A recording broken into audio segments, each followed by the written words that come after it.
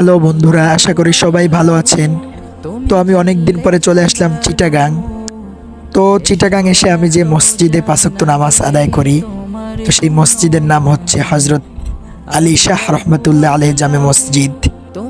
তো অবশেষে ফজরের নামাজ শেষ করলাম, শেষ করে কিছুক্ষণ বসলাম। তো মসজিদের ভিতরটা দেখেন কত সুন্দর। আসলে আমরা তো গ্রামে থাকি, গ্রামের মসজিদে মুসল্লি লোকজন খুবই কম হয়। শহরের বাড়ির মসজিদগুলায় লোকজন খুব বেশি হয়। তো এই লোকজন বেশি হওয়ার কারণে দেখতেও সুন্দর লাগে, আর অনেক লোকের সাথে একসাথে নামাজ পড়তেও খুব একটা আনন্দ, খুব একটা শান্তি ফিল হয়। তো শহরের বাড়ি আসলে মসজিদগুলো নামাজ পড়লে খুব ভালো লাগা কাজ করে, একটা অন্যরকম শান্তি ফিল হয়। আর মসজিদগুলাও খুব সুন্দর, খুব সুন্দর পরিবেশ, সব কিছুই সুন্দর, মাশাল্লাহ। মাটির আদমকে